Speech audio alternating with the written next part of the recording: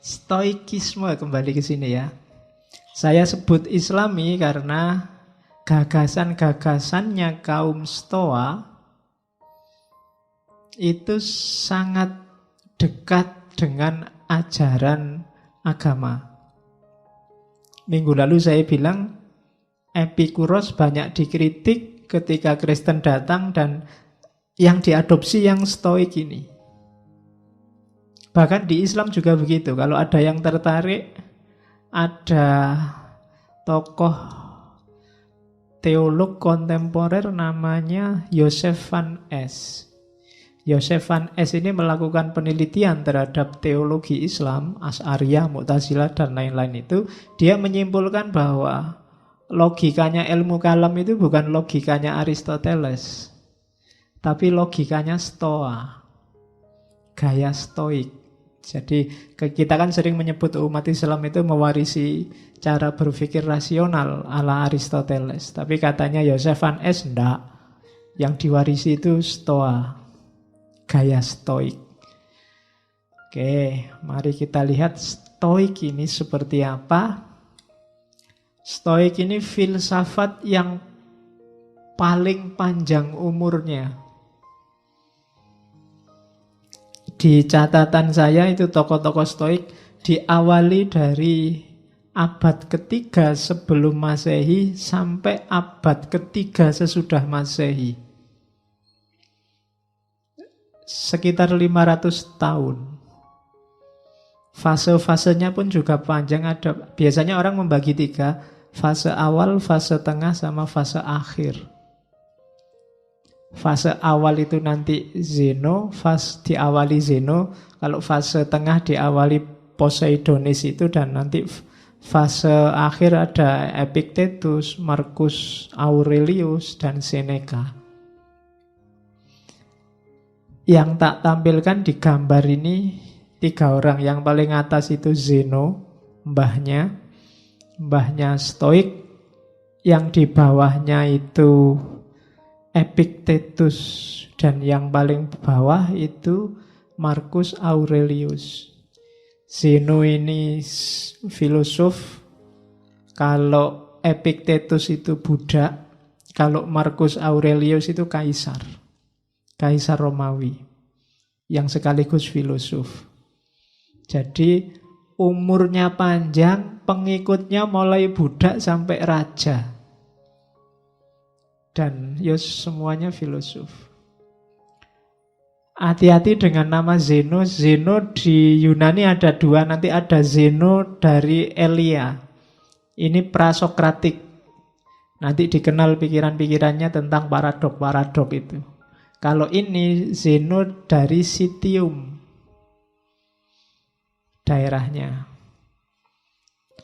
Pikiran-pikirannya ya dia pelopor filosof Stoa. Dia ini sebenarnya nanti gurunya kelompok yang kita bahas minggu depan, sinisisme.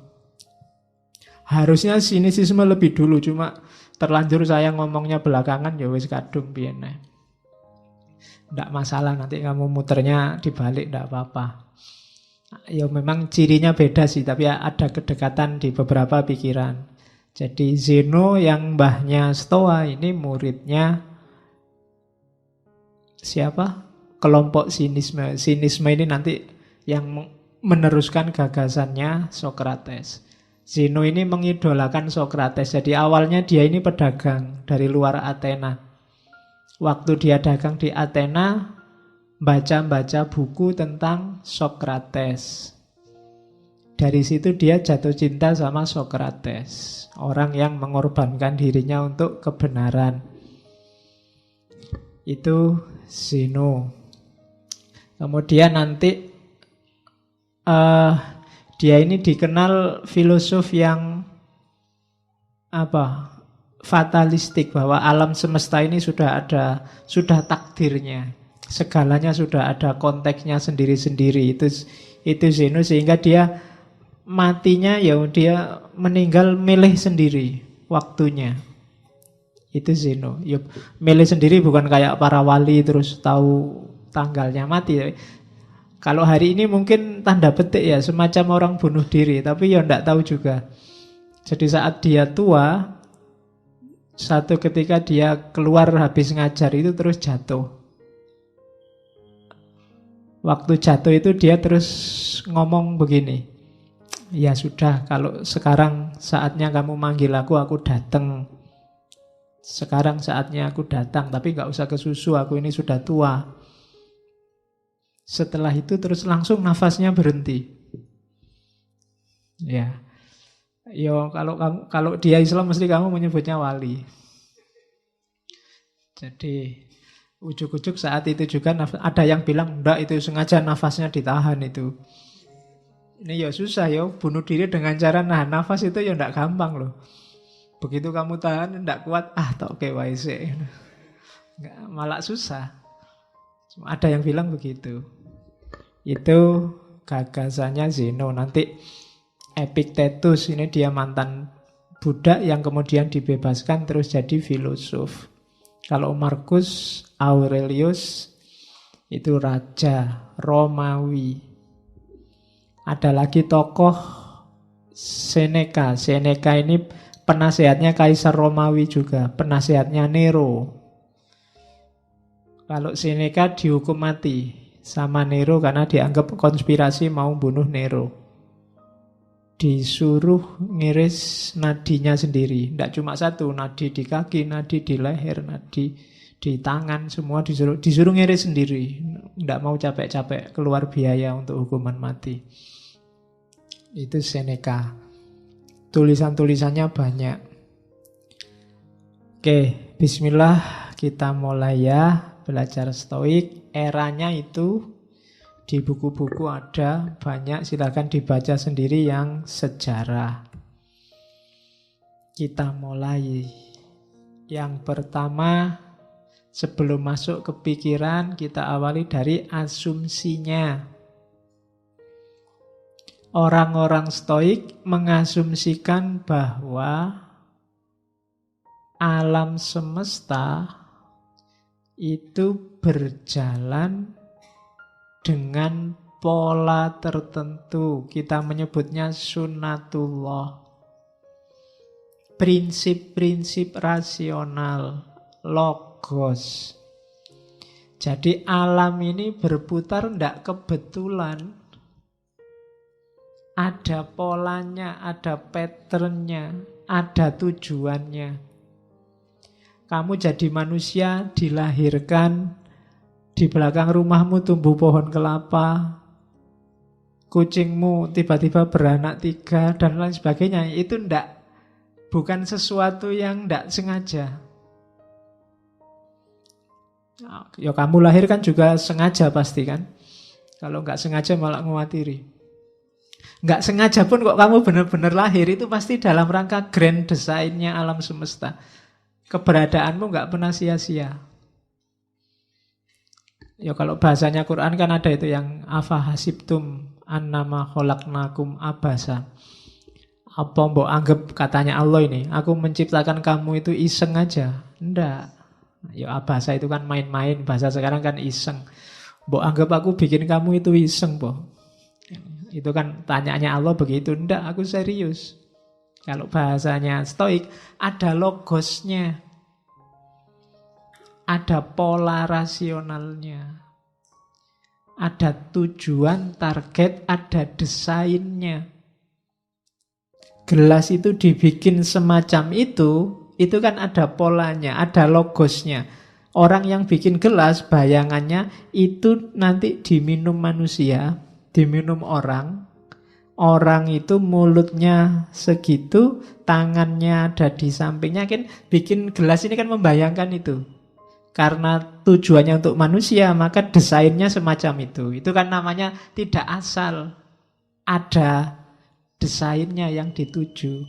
Kalau beri minum sapi misalnya, nggak gelas kayak gini, nggak nyampe sapinya. Sapi juga nggak bisa tos. Jadi ya gelasnya dibikin ember besar, kasih air biar dia nunduk. Ini namanya ada logosnya. Ada tujuannya, tidak asal. Alah yang penting minum gitu aja toh Pak Lunda. Gelasnya dibikin yang sekiranya manusia bisa minum. Alam semesta diciptakan Allah juga begitu, kayak kita menciptakan gelas tadi. Segalanya ada tujuannya, ada polanya. Dan itulah nanti kita menyebutnya sunnatullah, atau kadang disebut hukum alam, natural law. Itu logosnya. Ya, hukum alam itu kayak gelas ini loh. Ini tutupnya ya. Ini tutupnya, ini gagangnya, ini wadahnya, ini kan logosnya. Yang dipegang ini, jangan ini. Minumnya dari sini, jangan dari sini, tidak keluar airnya kan gitu. Itu ada logosnya, kamu nggak bisa ngawur. Berhadapan dengan alam semesta juga begitu. Dia ada polanya. Pahami ini. Kalau nggak paham, kamu nggak bisa minum. Nggak ada sedotannya ya jangan disedot. Kan begitu. Bismillah, silahkan diminum, tidak apa-apa.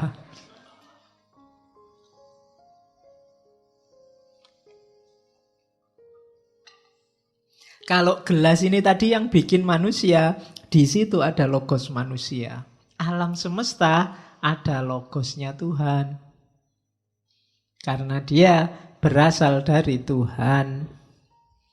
Nanti konsep alam semesta yang dari logosnya Allah ini mirip pikiran tentang panteisme. Jadi dalam diri alam semesta ada kandungan Tuhannya. Agak susah ngomong kandungan. Dalam gelas ini ada bau manusia.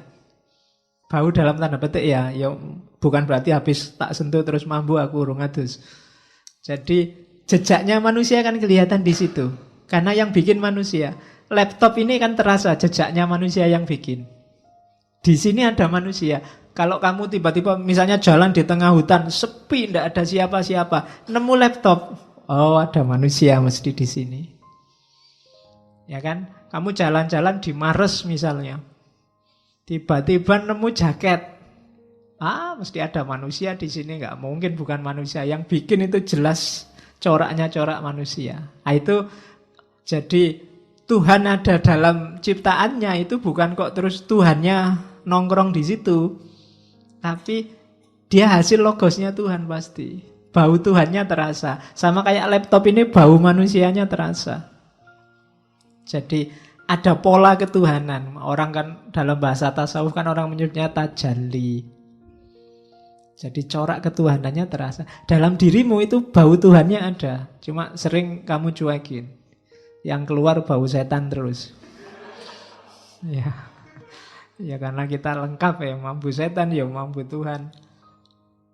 Jadi Tuhan ada dalam segala sesuatu. Dari situlah nanti ada divine reason. Jadi yang kita menyebutnya hukum alam. Dan ini sifatnya pasti. Sepasti gelas ini. Bahwa ada gagangnya. Minumnya dari situ. Naruhnya semacam itu. Kalau kebalik naruhnya ya tumpah. Berhadapan dengan gelas ini kan kamu nggak bisa, kita kan bebas Pak. Mau tak minum dari bawah? Kan suka-suka saya. Ya minum nanti tidak keluar airnya. Jadi dari situ nanti lahir gagasan bahwa alam ini sudah diciptakan dengan hukumnya, semua tinggal mengikuti hukum ini. Itu yang nanti dalam filsafat namanya fatalistik. Sudah ada polanya, sudah ada blueprintnya. Tinggal dijalankan, termasuk manusia. Jadi oleh karena itu, agar desain tadi berjalan, hasilnya sesuai yang kita inginkan, semuanya harus menjalankan perannya masing-masing. Termasuk manusia. Ya manusia ya jadilah manusia yang baik. Jangan jadi hewan, jangan jadi tumbuhan, jangan jadi barang, benda. Berpelana sebagai manusia. Tutupnya gelas ya jadilah tutupnya gelas. Gagangnya juga jadilah gagangnya gelas. Karena begitu malfunction, begitu nggak jalan, alam semesta akan chaos. Kalau itu gelas kamu nggak bisa minum, harusnya tutupnya kamu jadikan gagangnya, ya buyar. Sama, Ketika hukum alam ini tidak kamu patuhi, yang terjadi kacau. Kalau sudah kacau ya tujuan tadi, grand design tadi tidak ada manfaatnya, merusak. Sama kayak laptop ini tadi kan bau manusia. Kalau jalannya tidak sesuai dengan peruntukannya ya mesti kacau. Harusnya dia keyboard tapi pura-pura jadi mouse, harusnya layar pura-pura jadi kabel, susah. Mesti kacau. Nah, masing-masing ada perannya, ada fungsinya. Untuk bisa harmonis, semuanya harus berperan sesuai fungsinya masing-masing. Itulah nanti pandangan Stoa. Awalnya di situ.